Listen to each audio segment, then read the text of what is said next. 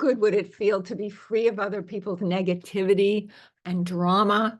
The good news is that this is entirely possible, but we can't wait for them to change. It's up to us to protect our peace, and it's not as hard as we may think. Today, I'm going to give you 5 ways to get there, and you will love the new freedom that you feel. One of my all-time favorite quotes is from Viktor Frankl.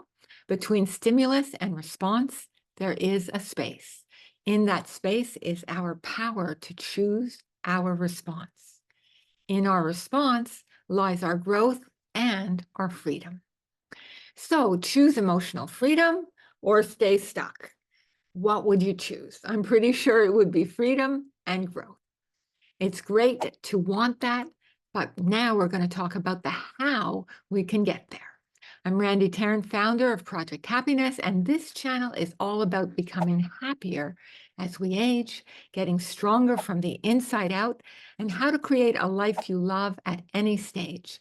Subscribe so you don't miss a topic that would give you energy, strategies, maybe a new perspective, and feel free to share this with anyone who could use a little boost. So let's jump in. Number 1 is become aware of your emotions. What are you feeling when you get upset or triggered? Are you feeling angry, disappointed, frustrated, trapped, whatever? Look inside yourself, and in the words of Dr. Dan Siegel, name it to tame it. And once you have that name, that awareness, like, oh, I'm getting really, really frustrated, you are in a much better position to catch yourself before you react. Number 2 is pause. Think about what you're feeling. What is your mind telling you about this situation?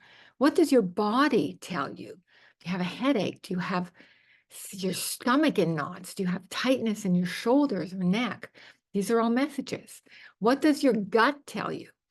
For example, something is off here. I don't believe a word they are saying. That's your gut. That's your gut sense. And another thing you could do is take a few deep breaths. In for 4, pause for 4, exhale for 4, pause for 4. It's like a box. And that's why it's called the box breath. And you can repeat this a few more times. And this is used for getting into a clear and calm state. It's so effective that the Navy SEALs actually use this. Number 3, choose your response. You know the outcome you're hoping for. And though you can't control the other person and how they receive your message, how can you language it so that they don't go on the defensive? You want them to be able to hear what you have to say. So we've heard the expression, read the room, read them. And know, get a feeling for what you are dealing with and how best to do it before you speak.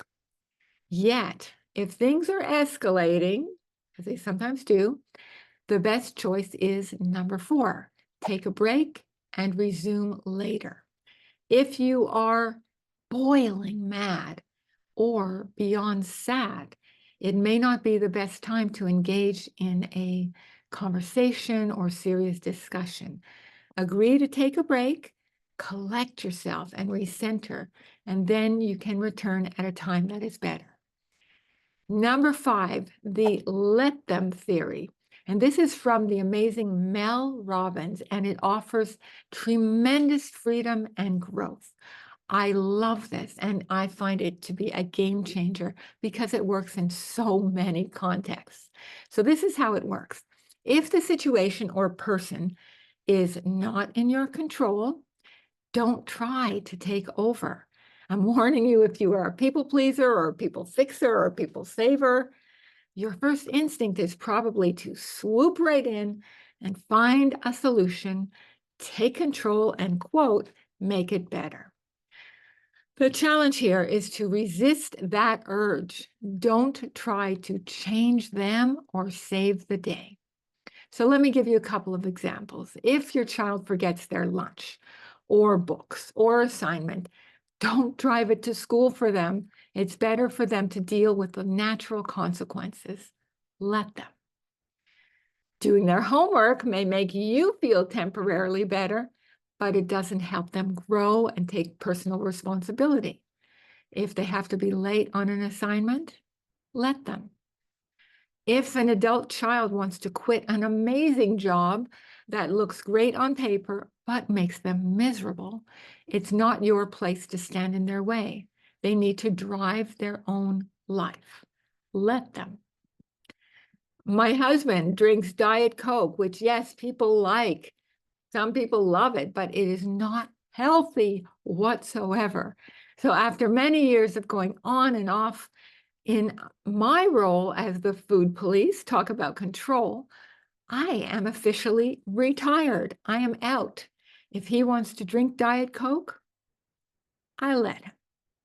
And this holds for the harder stuff too. For example, if someone you know keeps on dating men that are narcissists, you see the writing on the wall, why can't she? After spending untold time trying to convince her and repeatedly picking up her shattered heart again, understand that this is a pattern that only she can break. Next time this situation comes up, stand back and leave it to her to make her own choices. It's only then that she can choose to try a different path. Let her.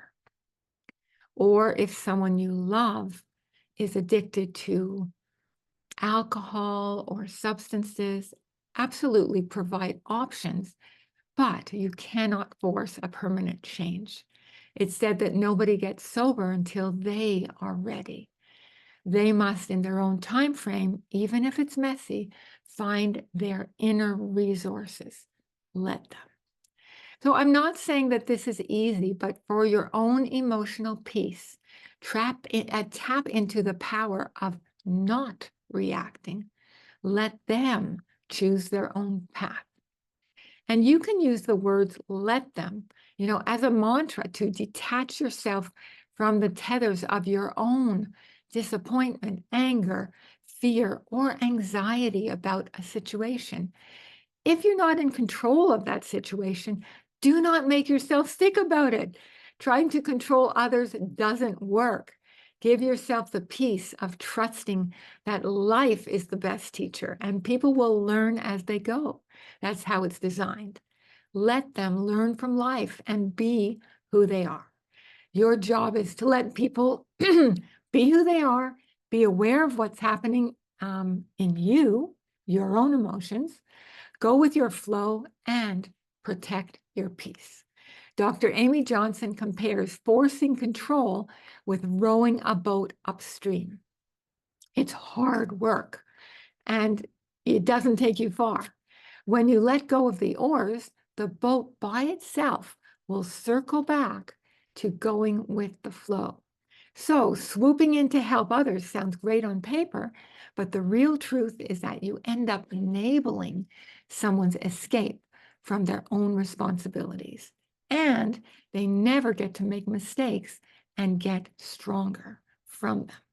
So give yourself a break, stop micromanaging, go with your flow, and notice how much freedom you feel. As always, sending you so much love, and I look forward to seeing you next time. Bye for now.